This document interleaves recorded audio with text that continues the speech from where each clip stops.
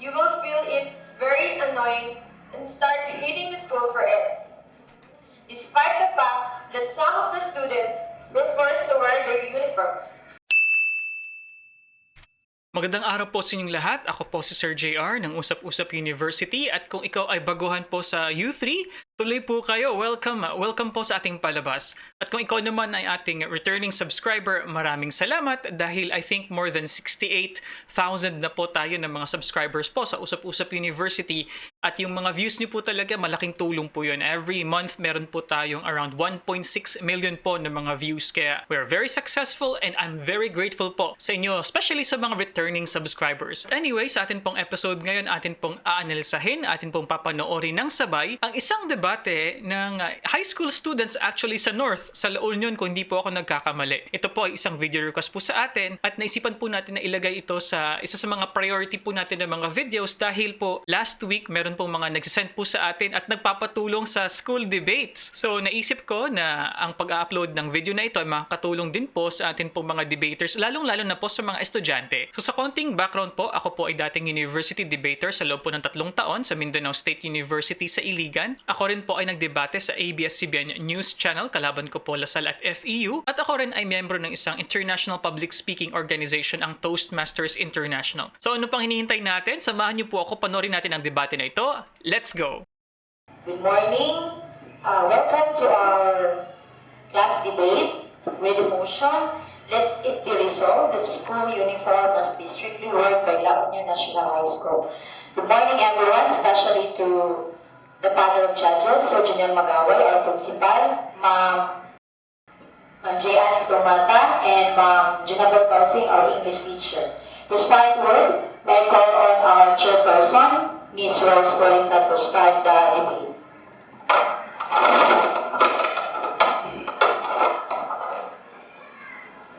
Good morning, ladies and gentlemen. My name is Rose Cuarenta, your chairperson in today's debate. I welcome you all to witness this debate with a motion that it be resolved that school uniform must be strictly worn by La Union National High School students. On my right, we have Julina Olalo, Sheila Marie De Lajero, Nicolene Evangelio, Michelle Husay, Christine Lauro, and Jay Dulu, who will take the positive side or stand of the team.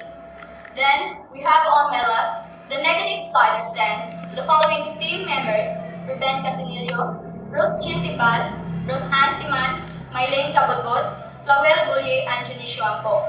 Our judges for the day are Mr. Junel E. Magaway, our principal, Mrs.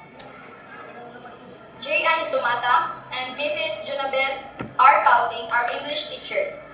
Our timekeeper is Ms. Maredo Chuchi Salon. The speaking time is 3 minutes for each speaker. Let me remind the speakers, if the given time is finished, you will hear the buzzer. I hope it is clear to you. I will now call the first speaker to open the debate. Julina Olalo. Let's clap our hands, please. Interesting. So before that, dahil po tayo po isang debate channel, so magbibigay lang po tayo ng konting input lamang po at sana po ay wag po kayong mainis kung pinopost po natin yung mga videos. So sinasabi po dito sa rules po nila na 3 minutes per speaker and merong 5 speakers each, so we're expecting each side around 5 so 15 15 minutes in total per side. This could be around 20, depende kung magiging undertime yung iba. So most likely this debate will just be for about 30 minutes. Pero I'm actually more concerned with the structure as to the rebuttals. So, kasi po, usually, pagkatapos ng isang speech ng isang side, yung kabilang side magbibigay ng either cross-examination. So, hindi ko alam yung structure nila, but if not, dahil school debate to, palagay ko, gahol sila sa oras, ang mangyari na lang nito, yung rebuttals na lang, nung next speaker, ilalagay niya na lang sa kanyang speech na 3 minutes. Palagay ko ganyan nga ang mangyayari dito. Before I proceed further, let us welcome you all to our honorable judges, sir, mom, to my dear opponents, teachers, classmates, students, ladies and gentlemen, good morning. It is practical that school uniform should be strictly worn in schools. Why? Because some students with school uniforms are equal no matter what their background is. Plus, they don't have to waste time to choose what they are going to wear every morning before going to school. School uniforms are also comfortable to wear, so there is no point that the school uniform should strictly be worn. What? Thank you, Julina. I would like now to call the first speaker in the negative side, Ruben Casinelio. Wait, that was too short. Wait a minute, hindi ano yun, hindi speech yun ah. Opening lang yun. So, wow. Okay, that's kind of strange. Actually, yun nga eh. Actually, nagtataka nga ako kanina kasi ang laki ng ang dami ng members ng kanilang team. So, usually po, sa isang debate, sa ganito po na parliamentary debate style, no? Ano po, 3 and 3 po yan. Ito 5. So, kaya pala ganun, yung first speaker parang opening lang pala, no? Opening statement yung tawag natin dyan. To our honorable judges, dear opponents, beautiful moderator, to each and everyone, good morning. Before we decide our thoughts about this issue, let me clarify that we, the negative side, strongly believe that this school uniform should not be strictly worn, for it is not necessary. According to the DepEd Order Number 48S 2008, which was signed by Justice E. Lapos, that the student uniforms are not required in the public elementary and secondary schools. It was also said that to increase school participation of the children, it is important to remove any obstacles, particularly financial to their enrollment in public schools. Not just that, the President also ordered that wearing of school uniforms shall not be required in public schools, and it was dated on June 2, 2008. So for no further reason, it is clarified that no one is allowed to force the student if they would not wear the school uniforms.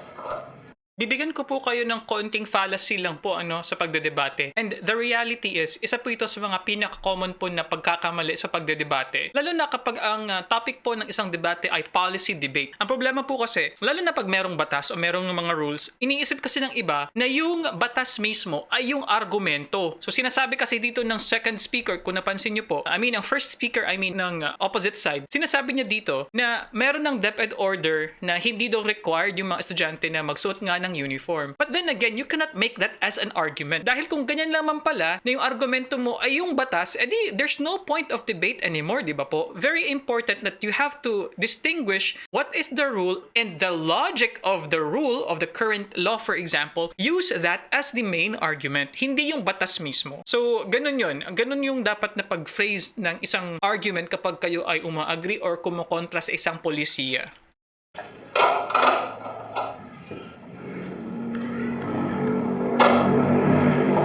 Thank you, Ruben. And now, I would like to call the second speaker in affirmative preposition, Sheila Marie De La Hero. Let's give her a round of applause.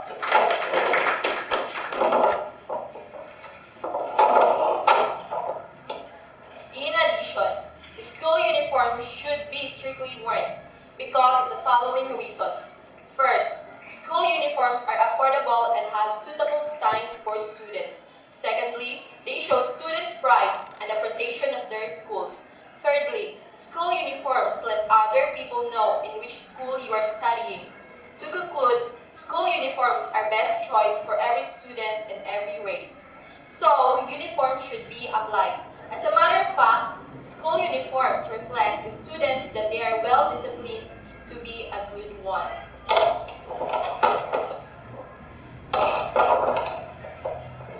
Thank you, Sheila. This time, I would like to call the second speaker in the negative side, Rose Jean Timbal. A big hands, please. Okay, so yung second speaker ng positive side, maganda yung mga arguments niya. Definitely. Actually, pwede ka nang magdebate doon sa kanyang mga nilagay na outline ng kanyang arguments. Yung sinabi niya na affordable naman ito, it is our source of pride, it tells you where you are studying. So, yung mga punto na ito ay napakaganda na bilang argument. Pero, lagi po nating sinasabi sa Usap Usap University, kapag kayo po ay meron pong argumento, the argument will not stand without what we call as substantiation. Anong ibig sabihin nun? further proof, further explanation ng iyong side. Kunwari, pag sinabi mong affordable, it should be better if na-mention niya doon kung around how much yung pwede mong gastusin. Kasi sinabi nga ng negative side kanina na mahal, no? It's a financial obstacle. So, kung talagang mahal, kung sinasabi mo sa positive side na mura naman, how much? Diba? So, kunwari, sabihin mo na, ang isang white t-shirt, for example, or white blouse is around 100 pesos lamang yan. So, it's not expensive, you know? So, I highly recommend kapag kayo ay nagdedebate, do not just be satisfied with the arguments lamang na katulad ng pinresenta ng second speaker dito. Dapat merong pagpapaliwanag sa pamamagitan ng paglalagay ng mga halimbawa, mga data, figures, percentage, at iba pa.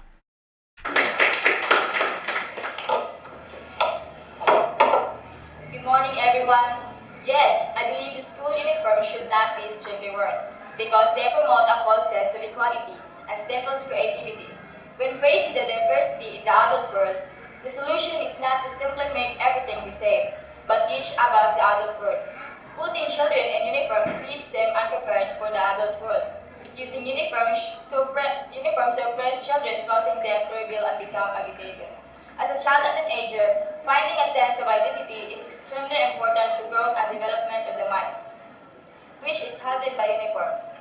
If the students were being oppressed by uniforms, there is often little creativity left to express. Do you express your thoughts the way you dress? Well, some students do. Other students from the other schools make fun of the school uniforms that some students have, which causes troubles adjusting to being adult world.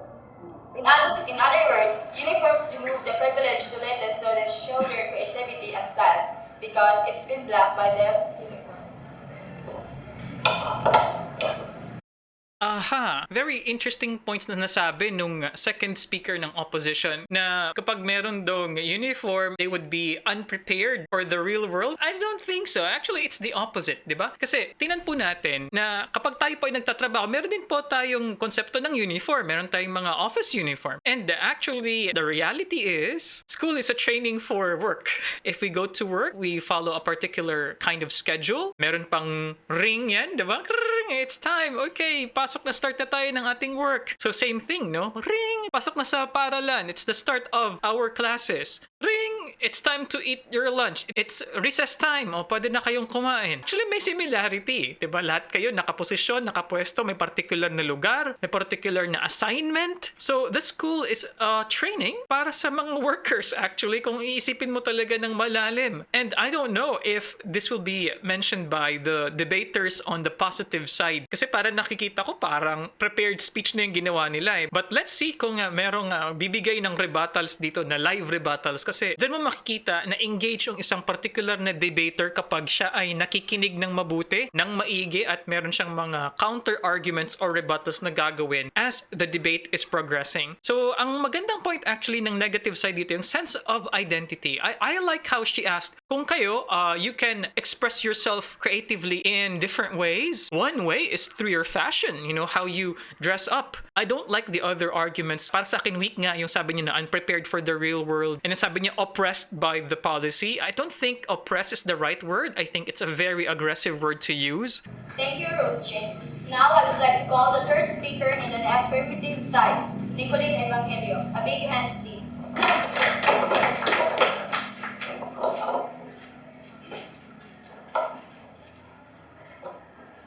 It is necessary for us that school uniform should be strictly be worn in school.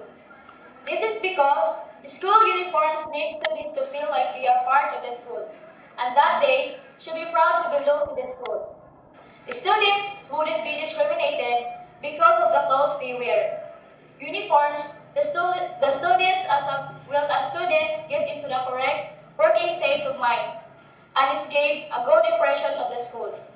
It is also stated in 2010 per review study found that school with uniforms policies had 12% fewer firearm-related incidents and 15% fewer drug-related incidents than school without uniforms.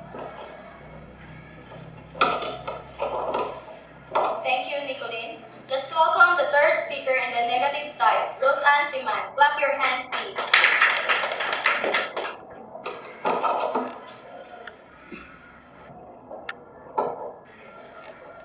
Good morning, everyone. School uniforms must not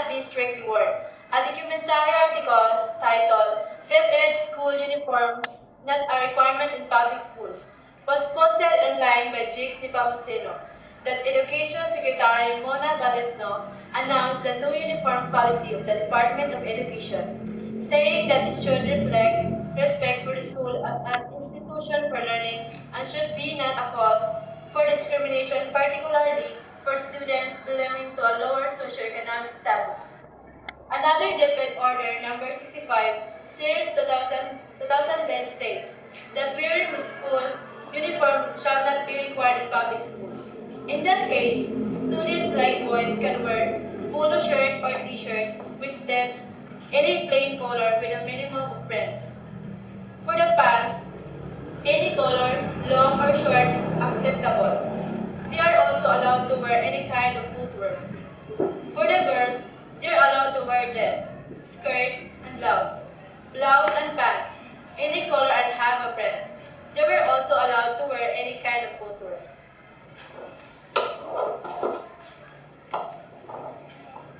Thank you, Roseanne. The fourth speaker in the affirmative side, Michelle Husay. A round of applause, please.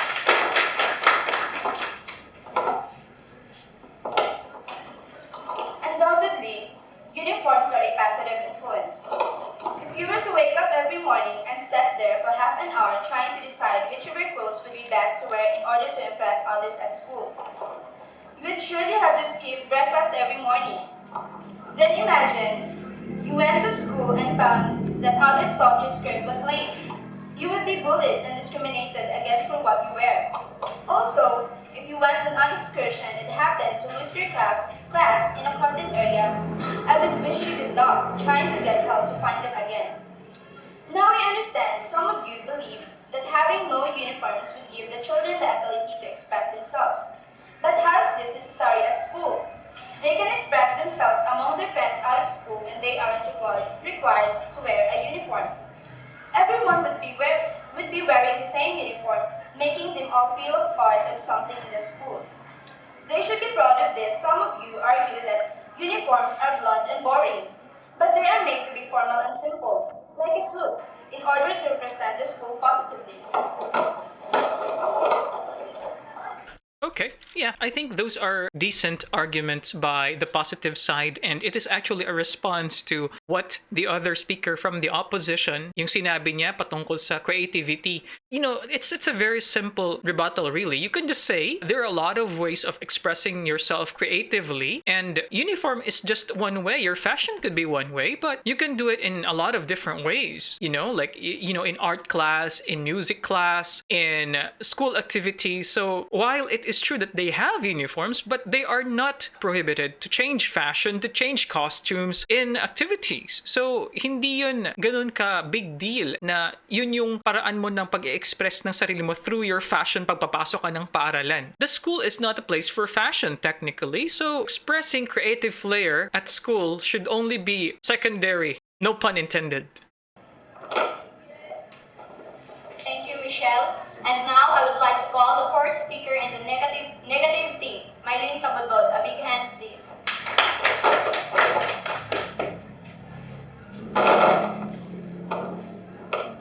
Good morning, everyone. To present my thoughts, I strongly defend our side that school uniforms should be not strictly worn. Another reason in that issue is that just a waste of money. After wearing that uniform for a year or so, you can wear it again because your body size grows. Why not wear other clothes? If you wear school uniform, you have to pay for it, not just once, but again and again. When in so many ways, the money you'll be spending for it can be used to the other things you need. Furthermore, some uniforms are uncomfortable. Students may be affected by that. We should just wear comfortable clothes. All in all, school uniforms should not be strictly worn. It's just a waste of money. Thank you, Mylene. Next is fifth speaker in the affirmative side, Christine Lauro. Clap your hands, please.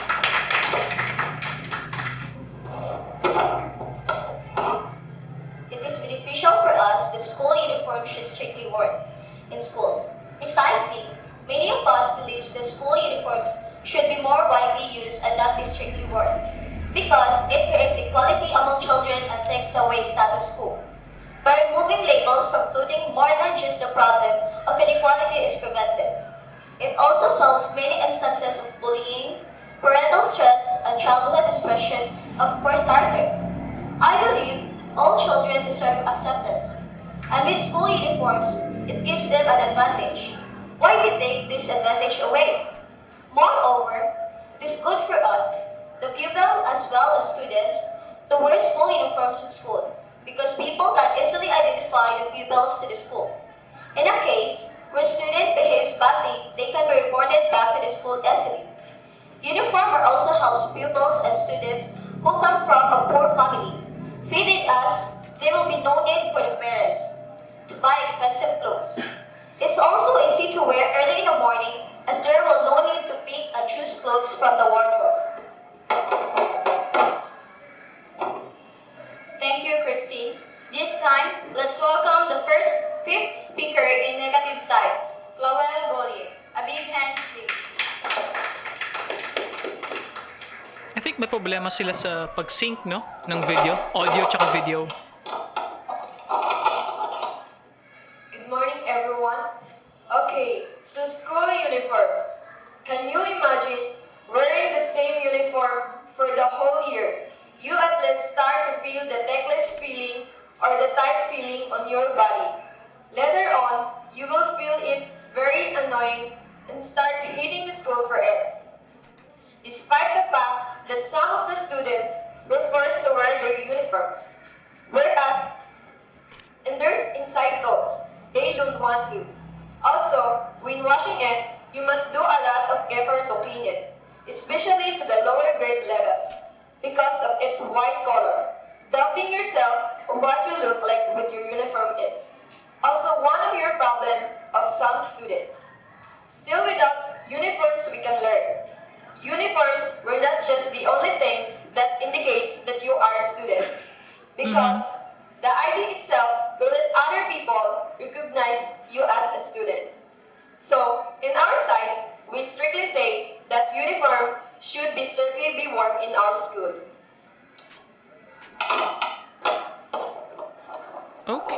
Okay. Thank you, Chloe. And now, for the rebuttal, may I call on Jay Dulug from the affirmative side. A round of applause, please. Problema, no, sa pag-sync talaga ng video nila. Siguro sa pag-live nila to. Let it be resolved that school uniforms must be strictly worn Yung in lalaki na. high school students. Let it be resolved that school uniforms must be strictly worn in inulit. high school students. Before I proceed further in speaking my arguments in the affirmative side, it is my honor to welcome you all. I strongly believe that school uniform must be strictly worn in non-national high school students because of the following reason. First, it can give the students pride and appreciation of their school. Secondly, school uniforms are affordable and have suitable design for every student. Thirdly, school uniforms let other people know in which school you are studying. As a matter of fact, school uniforms reflects the students that they are well-disciplined as an individuals. To conclude, school uniforms are best choice for every student in every races, so uniforms should be applied. Now I understand some of you that having no uniforms will give these children the ability to express themselves. But how this is necessary for school? They don't need to express themselves at other students or teachers during school. They can only express themselves among their friends when they are not required to wear a uniform out of school. Then imagine, you went to school and found out that others thought your shirt was lame. You would be bullied and discriminated against for what you wear. And after that, you will be able to ask your mother to buy expensive clothes just to show them that you have. And also, if you went on an excursion and happened to lose your in a crowded area, I would wish you good luck trying to get help to find them again. Okay, before that. So, ang tawag po natin ito sa debate, ang tawag po sa kanyang ginagawa is rehash. So, ang rehash is not bringing anything new to the argument, but instead, just repeating what the arguments were that were previously mentioned by other speakers. So, ito yung tendency kapag ganito kadami yung members ng isang debates. Hindi ko nagustuhan yung kanilang structure dahil nga maging prone talaga sa rehash ng mga arguments. In fact, pabalik-balik strengthening arguments nila on the idea of creativity. Yung sinasabi din dito kanina na kapag nawala ang isang estudyante sa excursion, edi paano mo daw mahanap kung walang uniform?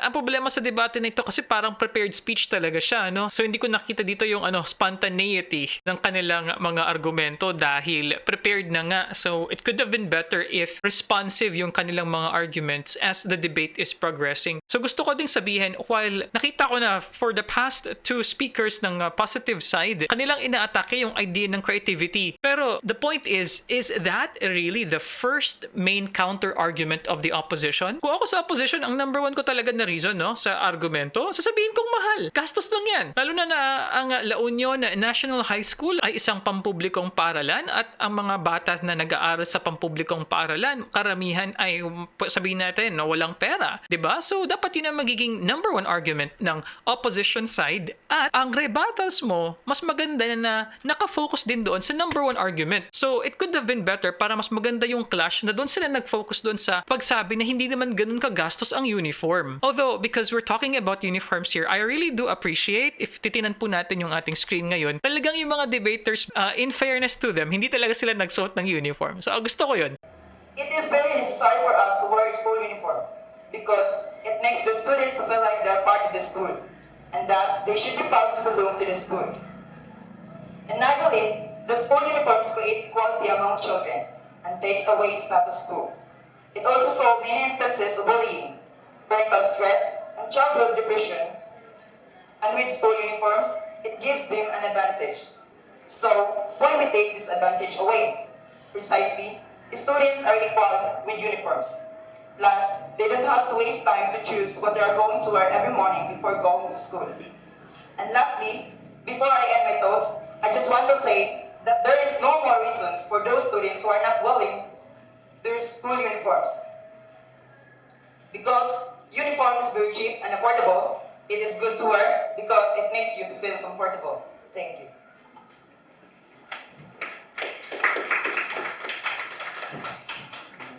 Okay, before that, what I like about his speech there, nung lalaki na debater, is medyo, kumbaga sa lahat ng mga speakers, ito yung mas malaman kasi pack yung kanyang mga arguments and I like how it would stand on its own without the other debaters. Pero yun nga, dahil nga siya ay pang-apat na yata na speaker, so nagmukhang rehash na lang, no? Parang inulit na lang yung kanyang mga sinabi dito. Pero I think he is a good debater if those points, those arguments are originally his. Thank you, Jay. For the rebuttal from the negative side, let me call on Junicio Pong. Let's give him a round of applause. Ito, lalaki versus lalaki pala to.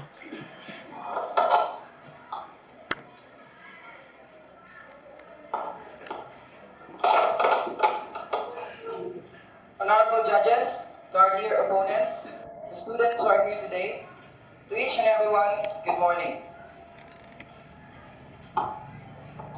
So let us be clarified by all who speaks about this issue. The school uniform should not be strictly worn. To summarize all our said reasons, wearing the school uniforms create a false sense of equality. It stifles and blocks the creativity and styles of the students, which are very important to us as a teenager. And lastly, it's just a waste of money.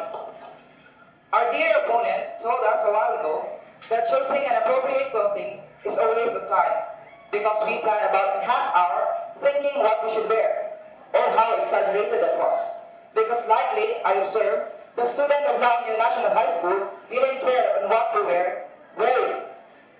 Okay, imagine the situation, and simply believe how the students dislike school uniforms. Okay, before that, counterpoint. So, sinasabi niya na mga La Union National High School students daw ay wala dong pakialam sa pagsusuot ng uniform. So, sinasabi niya dito kasi na sinabi ng positive side na nagtitake ng time kapag hindi susuot ng uniform. So, mga 30 minutes daw. So, sinasabi niya, what an exaggeration. I was smiling because that is a good rebuttal. However, ang counter rebuttal doon sa rebuttal, pwede kang mag-counter argument kung ikaw yung positive side. Pwede mong sabihin na that's exactly the point. Dahil nga walang pakialam yung mga estudyante dito sa La Union National High School, sa pamamagitan ng uniform, magkakaroon sila ng pakialam on how they dress up, on how they would look good or at least be similar with others. It would encourage a sense of camaraderie dahil magkapareho kayo ng damit. You have a sense of belongingness. Pwede mong i-counter argue na ganun, no? So sa debate po kasi talagang gymnastics po kasi ng mga salita. Just like the yearly occasion in our school, the acquaintance party.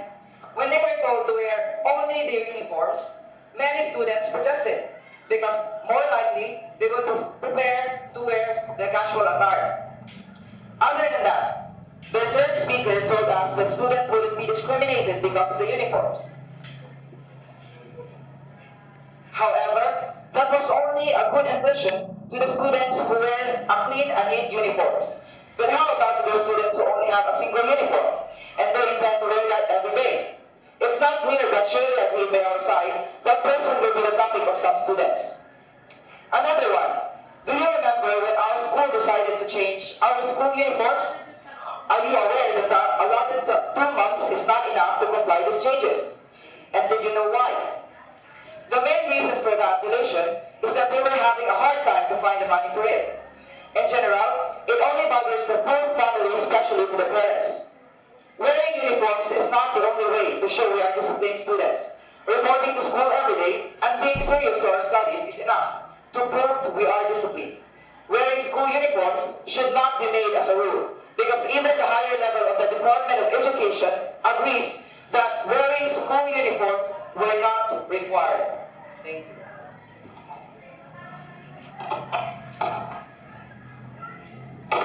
That's it. Thank you so much, students, for your cooperation. And to announce the winner between the affirmative side and negative side. Okay, who's the winner? Isipin natin Sige. Kung ako yung magiging judge. Actually, sa mga debate tournaments po, especially mga parliamentary debates, like at least for me sa experience ko sa university, we would actually rate kung anong uri yun ng debate. Is it average, below average debate, above average debate? Ibig sabihin yun yung kalidad mismo ng argumentation ng buong debate. So, this is a below average debate for me, for sure. Dahil nga, una, yung structure nila, napakarami nilang speakers, and I think hindi aware yung organizer or at least yung teacher dito on the right structure ng debate dahil napakarami nilang 5. Anyway, if I were to choose, I would say the positive side ako. The positive side ako. Para sa akin, at least yung mas consistent sila at yung kanilang mga arguments, at least more cohesive in my opinion. So, tingnan natin. May I call on our principal, Mr. Principal. Chen, Si Mr. Principal. Sige nga, Mr. Principal, anong judgment mo? Good morning, my dear students. The negative and the positive side. The teachers who are the judges of this very prestigious contest. Without so much ado, I am proud once again. And I hope that every class will be like this. Every topics, every subjects. Going back to the topic, and I said, based as a chairman of this contest, on my side and the side of the judges, the positive side wins. Congratulations, positive side. That as the school head of this school, and basing on the given suggestions and thoughts by the negative side, there is, I think 2 contestants give their side to the positive side. Okay? More and so, speaker number 5. Before the end of his speech, he said, should be. Where? So that means that is the side of the positive side. Then another, the fourth speaker, said also, it is inexpensive. The word inexpensive means, when you have a uniform, you have an expensive based on the budget of your parents. Okay, so that is my thoughts and the thoughts also of my comrades, the judges. So without hard feelings, with the positive side, congratulations and more power.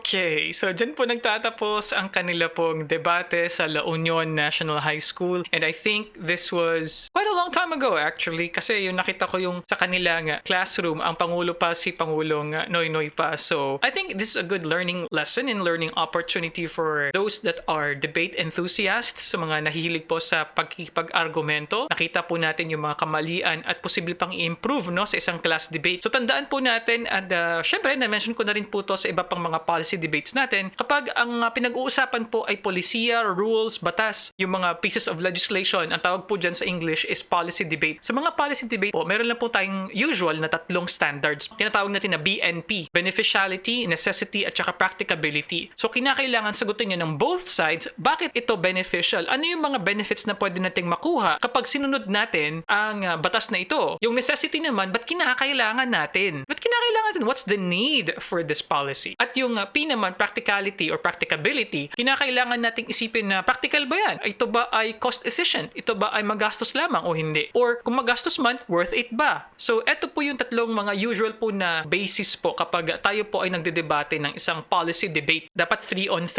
lang, and sa totoo lang hindi ko na gaano nakita yung sense ng chairperson sa gitna. I think the chairperson yung kanina yung nasa gitna na estudyante is pretty good. So dapat ginawa na lang siyang debater para mas naging exciting yung kanilang debate. Isa ito sa mga problema kapag prepared speech, kasi I feel na yung mga speakers dito, there was no spontaneous na reaction on the actual debate. So nangyayari po yan kapag ito po ay exhibition debate. Pero palagay ko, I'm guessing that this is just a showcase siguro of maybe a practicum for their English class. Ganyan po kasi minsan kapag po English class, di ba, meron parang class debate. So mga ka-youthie, gusto ko lang pong malaman mula po sa ating mga viewers, sa mga nakipagdebate na rin sa kanilang school, kumusta naman yung maalala nyong memory nung kayo ay nakipagdebate? Do you still remember the topic na inyong pinagdebatihan, at kung kayo ay sa opposition or sa positive side? So comment down below po sa inyong po mga experience sa pagdedebate. As always, maraming salamat po sa inyong suporta. Sadly, meron actually tayong online na interview kay Brother King Cortez, pero sadly, merong emergency kaya hindi po natuloy. Dapat po ngayon po yung release nun kung di ako nagkakamali. Pero we will be rescheduling a debate and hopefully ma-reschedule natin at the soonest possible time. But for the meantime, if you like these kinds of videos, please click subscribe mga ka-U3. Meron din tayong video dito, meron din tayong video dito. So just check it out, share it with your friends, at sa mga schools po na nagfa-follow po sa Usap Usap University, sa mga estudyante, salamat po. At ito na po isa sa mga request po ninyo, isang high school debate po. And I'll see you guys next time. Peace. Bye-bye.